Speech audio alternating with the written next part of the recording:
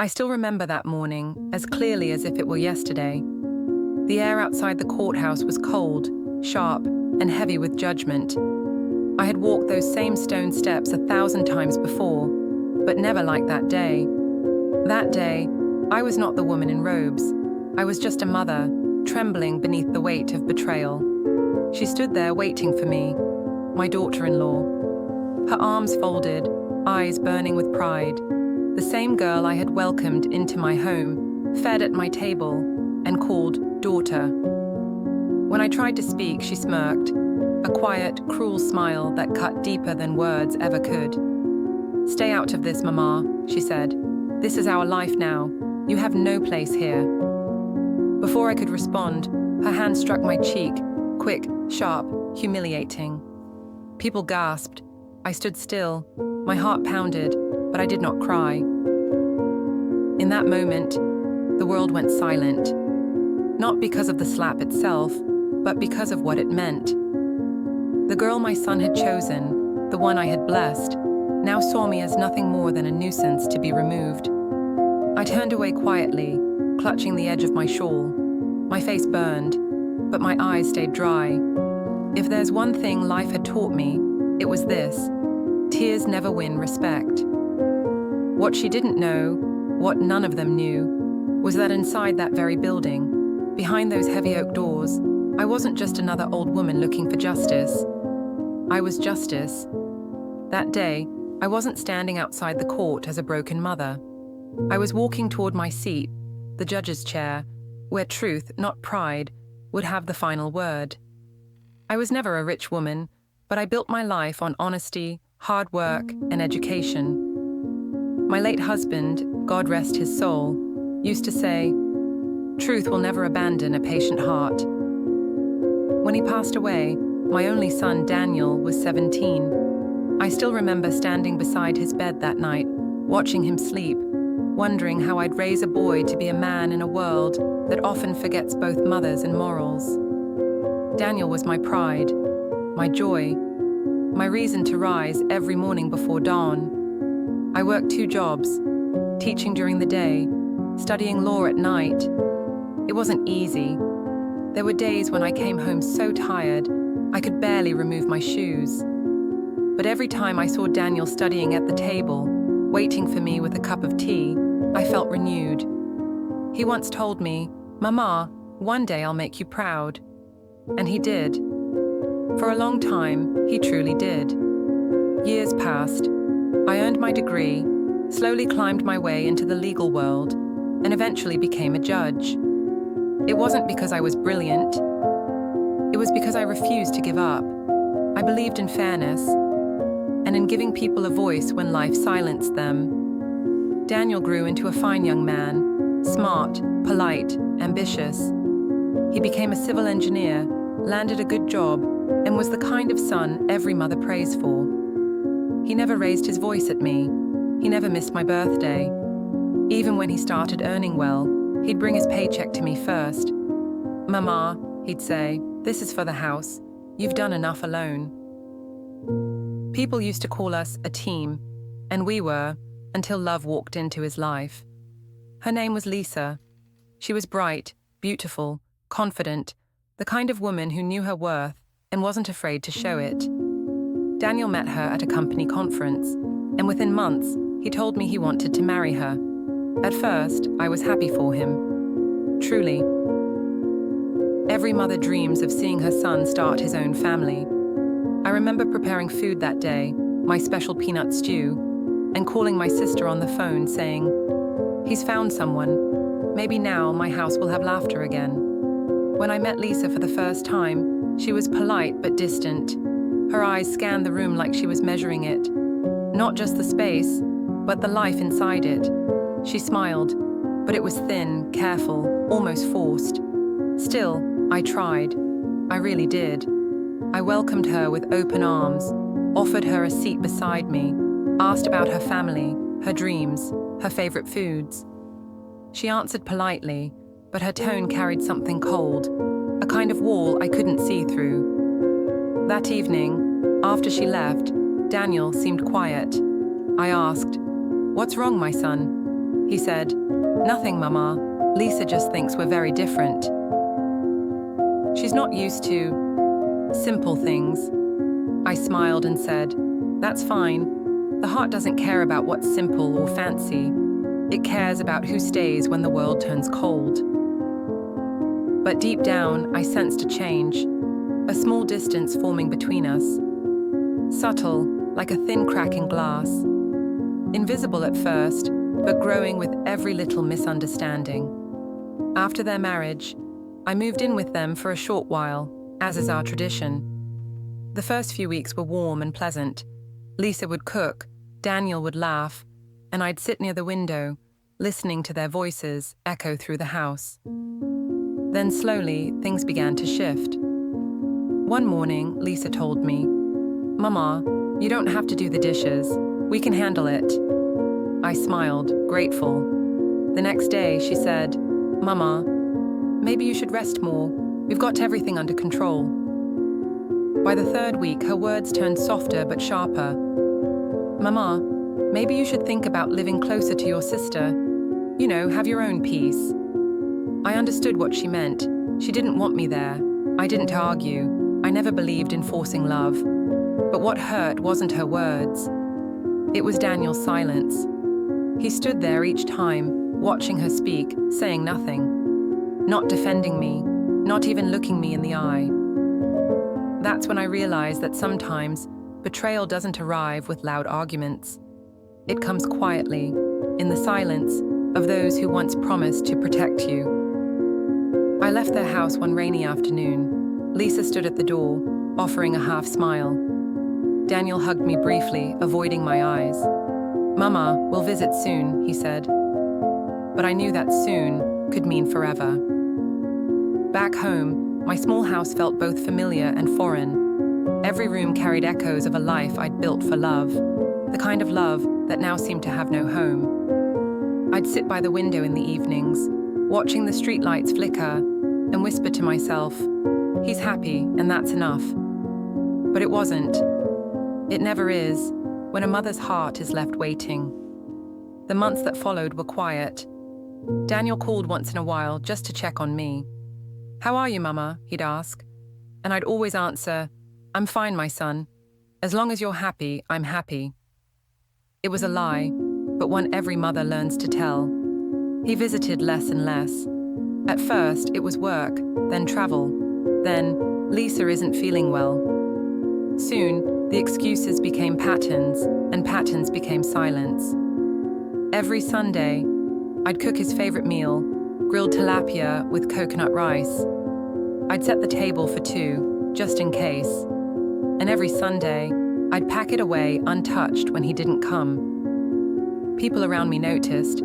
My sister would call saying, "You can't keep living like this, Mary. He has his own family now." I'd smile and say, "He's my son. I raised him to love deeply. Maybe that's exactly what he's doing." But love shouldn't erase where it came from. One afternoon, I went to visit them, unannounced. When I knocked, it was Lisa who opened the door. Her expression shifted quickly from surprise to irritation. "Oh, Mama," she said flatly. "We weren't expecting you." I smiled. "I was just around the area. I thought I'd see how my children are doing." Daniel appeared behind her, his smile warm but nervous. "Mama, come in," he said, stepping aside. I walked in slowly, carrying a small pot of soup I had made. The house looked beautiful. Modern furniture, clean walls, photos of the two of them everywhere. But I didn't see a single photo of me. It's strange how absence can be louder than presence. Lisa stayed in the kitchen, her tone polite but distant. "Mama, you really didn't have to bring food. We already ate." "Oh, it's okay," I said softly. "Maybe later." We sat for a few minutes. Daniel tried to talk about work, but his eyes kept darting toward Lisa, as if checking her mood. The tension in the room was thick, like unspoken words floating in the air. After a while, Lisa said she needed to rest. She stood up and walked past us, but before going upstairs, I heard her whisper sharply, "You need to set boundaries, Daniel." I I pretended not to hear, but my heart heard every word. That night, I couldn't sleep. I sat in my small living room, holding Daniel's childhood photo. I remembered his laughter, the nights he'd fall asleep on my lap, the way he used to run to the gate shouting, "Mama," every evening after school. Now, even his voice felt distant, like a song I once knew by heart, but couldn't hum anymore. The quiet breaking point. A few weeks later, I received a letter. It wasn't handwritten. It was formal, typed, and cold. It came from a lawyer. At first, I thought it was a mistake, but when I read it again, my hands began to shake. It stated that Daniel and Lisa were filing a property claim against me. Apparently, Daniel had registered a piece of my late husband's land in his name years ago with my permission. But now, Lisa wanted full ownership, claiming I had no right to live there. The letter requested that I vacate the property within 30 days. I sat on the floor, unable to breathe. My heart pounded so hard, I thought it might break through my chest. How could my own son allow this? I tried to call him, no answer. I texted him, no reply. For 3 days, I waited, and then finally, he came. He looked tired, older somehow. Lisa came with him, standing beside him like a wall. "Mama," Daniel began, "please don't take this the wrong way. Lisa and I just need that property. We're building something there. You can stay somewhere else. I'll help with rent." Rent. That word stung more than the letter. I looked at him, my son, the boy I had raised with nothing but faith and sacrifice. And for the first time, I didn't recognize him. "Daniel," I said quietly, "I'm not asking for land or wealth. I'm asking for respect." Lisa crossed her arms. "Respect goes both ways, Mama. We're married now. You can't keep holding him back." Holding him back, as if a mother's love was a chain instead of wings. I stood there, trembling, but I refused to cry. "Do what you must," I said softly. "But remember this, when the heart breaks its own roots, the tree still remembers the soil." They left without another word. Loneliness turns to resolve. That night, I didn't sleep. I sat by the window, staring at the stars. My heart ached, but beneath the pain, something else began to stir. Strength. Not anger, not vengeance, just strength. I had spent my life upholding justice for others. Maybe it was time to do the same for myself. I gathered every document I had. The property deed, my husband's will, my ownership certificates. I placed them neatly in a folder and walked to the courthouse the next morning. As I entered, I felt a strange calm. The same building where I had spent decades listening to others' pain now held mine. I didn't want revenge. I wanted peace, the kind that comes from standing for what's right, even when your heart trembles. Weeks turned into months as the case slowly built up. Lawyers spoke in formal tones, witnesses gave statements, and Daniel avoided my eyes each time we crossed paths in the hall. Lisa, on the other hand, walked with pride, confident and sharp. One day, outside the court, she stopped me. She leaned close and said, "You'll lose, Mama. People like you always do. You're old. The world doesn't care about your stories anymore." And then, she smirked. That same cruel smirk I would never forget. And before I could even step back, she slapped me. Right there, outside the courthouse. For a moment, everything blurred. Faces, voices, the sky itself. But I didn't cry. I didn't shout. I just looked at her and said quietly, "May God teach you what I cannot." Then I walked away, not as a mother, not as a victim, but as a woman who knew that truth, sooner or later, finds its own voice. The moment before, everything changed. The next day was the hearing. Lisa came, dressed in confidence. Daniel followed, his face pale, guilt written across his eyes. As they entered the courtroom, they didn't look around. Why would they? To them, I was just another old woman sitting in the corner, waiting for judgment. They didn't know. They didn't know that the woman sitting quietly near the bench wasn't just another litigant. She was the judge assigned to the case. It wasn't planned. The case had been reassigned due to scheduling changes, and when I saw the file come across my desk, I froze. My name, their names, all there, printed in black and white. Fate has a strange way of revealing itself. That morning, as I put on my robe, I whispered a prayer. Lord, keep my heart clean. Let me see truth, not pain. When I entered the courtroom, the clerk called the case. Daniel looked up and froze. Lisa's smirk faded instantly. For the first time, they were speechless.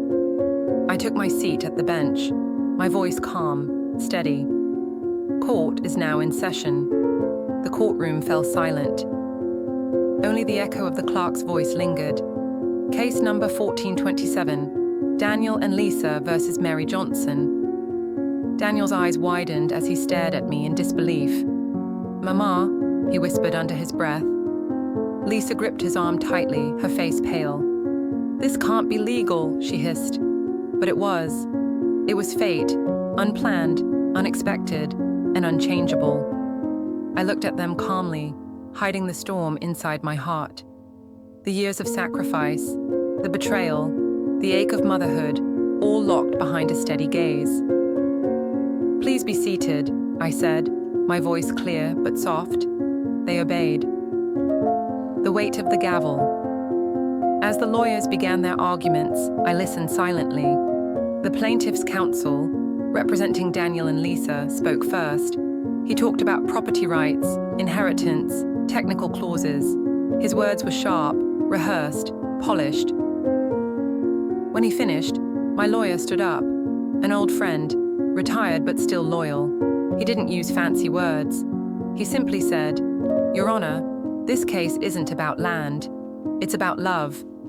And what happens when love forgets where it came from. The courtroom grew still again. I saw Daniel shift in his seat, his hands clenched. Lisa stared straight ahead, refusing to look at me. I asked questions, each one carefully chosen, fair, objective, professional. But inside, every word felt like a knife turned inward. Mr. Johnson, I said finally, looking directly at my son, do you acknowledge that your mother, the respondent, raised you alone after your father's passing? He hesitated. Yes. And that she managed the property all these years? He nodded slowly. Yes. Then tell this court, I said gently, what has changed now? He looked down. Lisa's hand tightened around his arm, urging him to speak, but his lips trembled, and nothing came out. Truth in the quiet. I could have ended the hearing right there, but something inside me, something deeper than justice, wanted him to understand, not just lose. So I paused and spoke, not as a judge, but as a mother. Daniel, there are two kinds of inheritance we leave behind. One of property and one of honor. One can be taken, the other cannot. You must decide which one defines you. The courtroom was silent. Even the sound of paper stopped. A few people in the back row looked down, as if ashamed of listening to something so raw. Daniel's eyes filled with tears. For the first time in months, he looked at me, really looked. The man I raised, hidden beneath the weight of pride and pressure, was there again. Lisa, however, glared at me. This is manipulation, she said coldly. I turned to her and said quietly, No, my daughter. This is reflection. The world reflects what we give it. Kindness, cruelty, truth. You'll see that one day. The judgment. When the time came to deliver the verdict, I stood, not behind power, but behind peace. My voice didn't shake. This court finds that the property in question legally and morally belongs to the respondent, Mrs. Mary Johnson. However, I continued, the petitioner, Mr. Daniel Johnson, is hereby encouraged, not ordered, to reconcile with his mother, for her home is also his. There was no anger in my words, only finality. The gavel fell once. Lisa stood abruptly, furious. You can't do this. But Daniel stopped her. Enough, he whispered. He turned toward me, tears finally escaping. "Mama, I'm sorry." I didn't answer right away. My heart was too full. After a moment, I simply said, "Come home, my son." That's all I ever wanted. After the storm weeks later, the sun rose softer than before.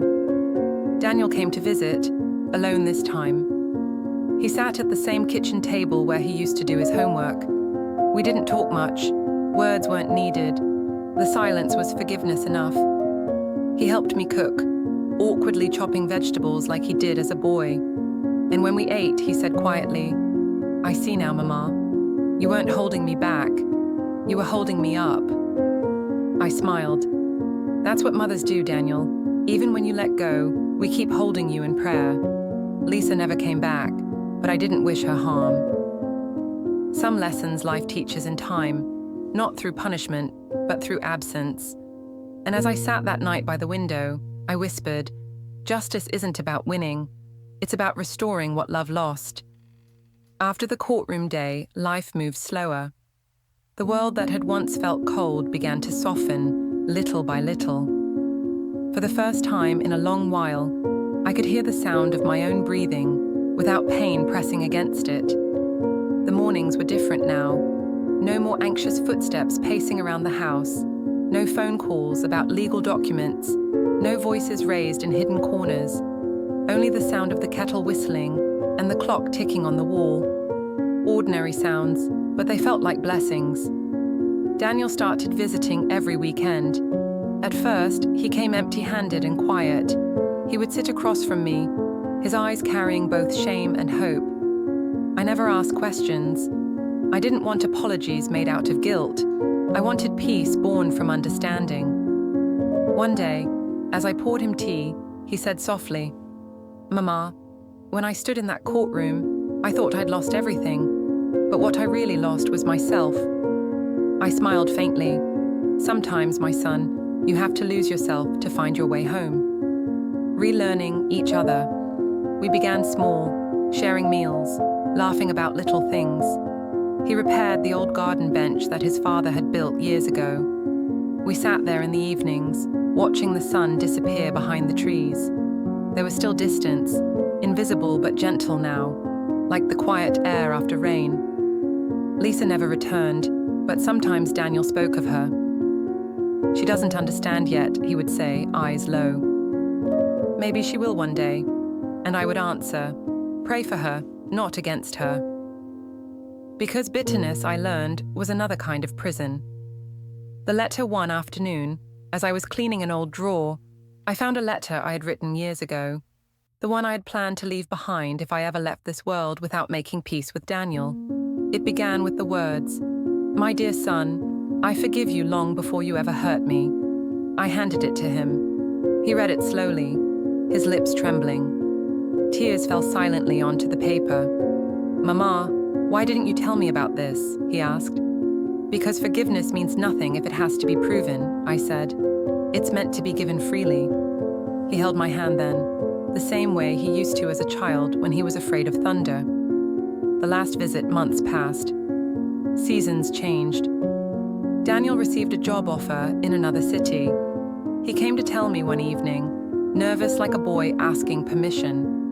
"Mama, I'll be far for a while, but I'll call every day." I smiled and said, "Go. The world is waiting for you.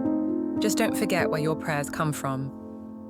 Before leaving, he hugged me tightly. Not the quick, polite embrace from before, but a long, silent one that spoke of healing.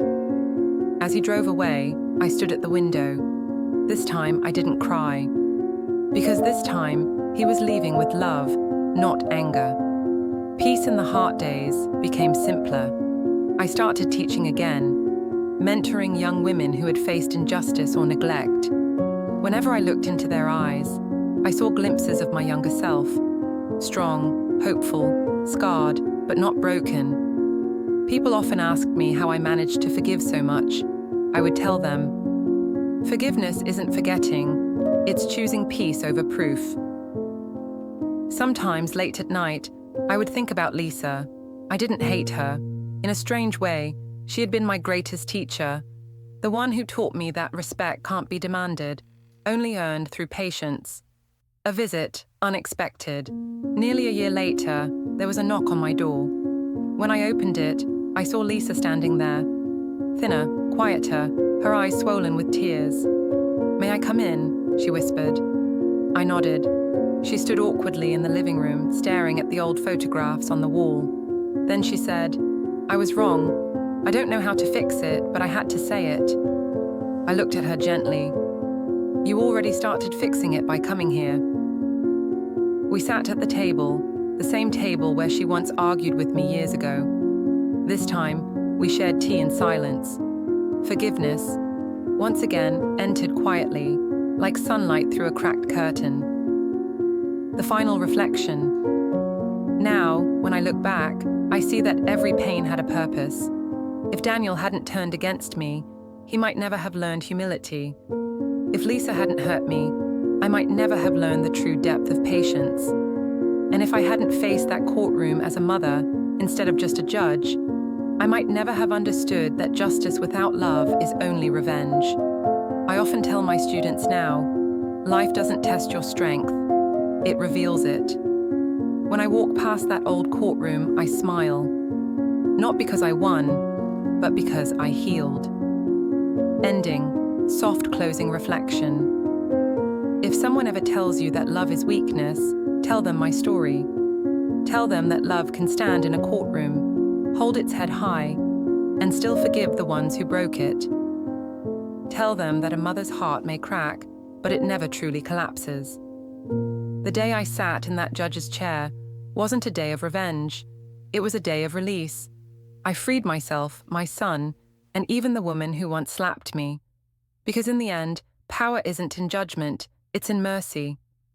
And now, every morning, when the light filters through my window, I whisper a prayer. Thank you, Lord, for giving me justice through peace, not punishment. Then I smile, sip my tea, and listen to the soft ticking of the clock. Because after all the storms, peace sounds a lot like home.